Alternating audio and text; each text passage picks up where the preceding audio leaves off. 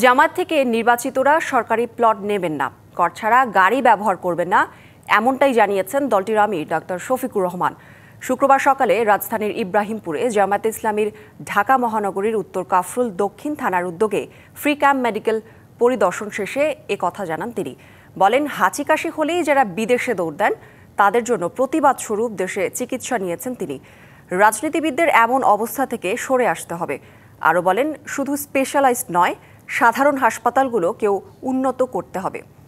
জামায়াত ক্ষমতায় গেলে স্বাস্থ্যসেবা সহ সমাজের যেসব জায়গায় ঘাটতি আছে সেখানে জোর দেওয়া হবে। সব পরিষেবায় বঞ্চিতরা অগ্রাধিকার পাবেন বলেও জানান ডক্টর শফিকুর রহমান। আমরা কথা দিচ্ছি, আল্লাহ যতদিন হায়াত দেবেন এবং এই কাজের তৌফিক দিবেন, আমরা ইনশাআল্লাহ আপনাদের আমানতের খেয়ানত করব না।